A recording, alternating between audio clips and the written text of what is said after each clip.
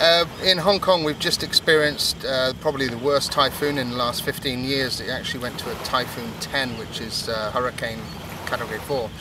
And during this storm, there was a vessel passing just east of the Nine Pins Island group, which lost 3 containers, 3 40-foot containers overboard. These containers were recovered from the ocean by the Marine Department, one to the north of Lama, one to the south, and one in the West Lama Channel. Of the 3 containers, 1 was still intact, the other 2, the doors were open.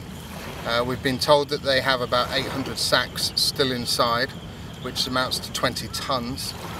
But we're still trying to get clarification of exactly how many sacks were in the containers at the time. The raw form of plastic, and this is what will be sent to the factories and be made into bottles and everything plastic.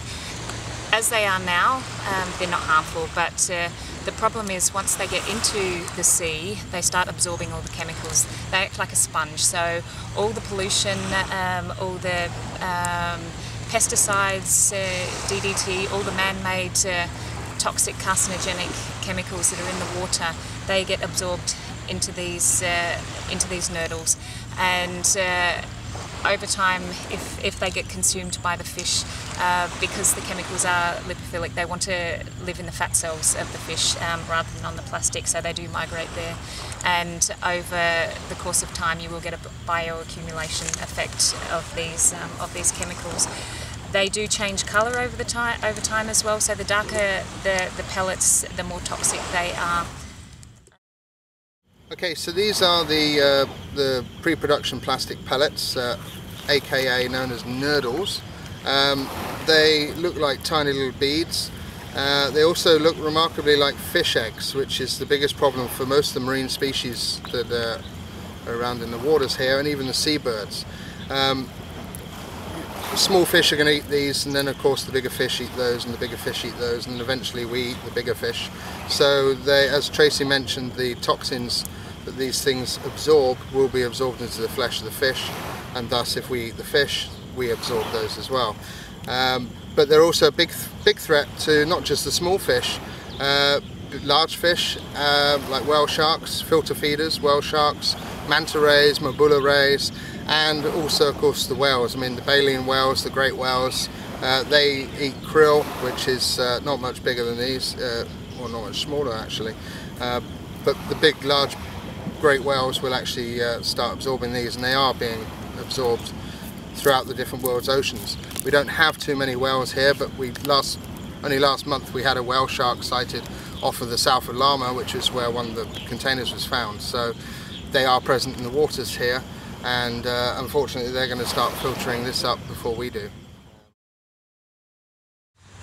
I've just come back from the Algalita 5 Gyres tsunami debris expedition sailing from Tokyo to Hawaii, where we looked at the Great Pacific Garbage Patch, all the plastics that have accumulated there as well. And in every trawl sample we found plastics, and in every trawl sample we found these nurdles. So these are already in the middle of the Pacific Ocean, and this is something that we need to stop here before it becomes even more of an impact out there.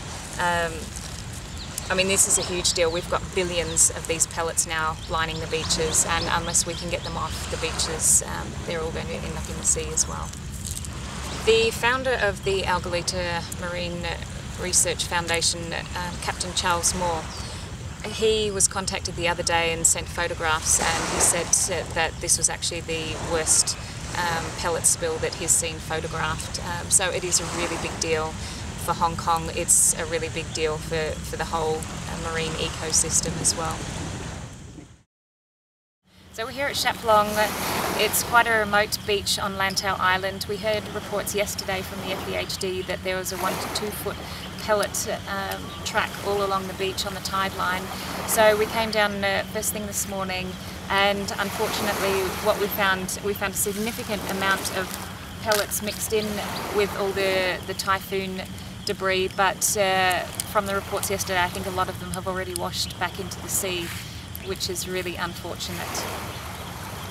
So these are the sacks that we're actually looking for. If you do go down to the local beach, this is the main. These are the sacks of death, as we've sort of dubbed them now. White polythene bags. They are marked at the moment, but they are fading very fast. A lot of them are already blank. They have the Sinopec brand logo on them, which is unfortunate for Sinopec. Saying that, they have been very responsible. They have been down. We had an emergency meeting about it. They're very concerned and they're offering all the assistance they can. Also down the side, this one's already started to fade a lot. There is actually a batch number, which is the way that Sinopec are actually helping us to track the batch and the shipment, so we know who the owners were when it was actually lost over the side.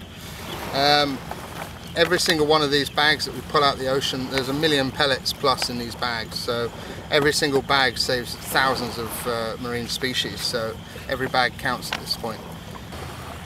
What we need people to do is to go down the beach and get these off the beach.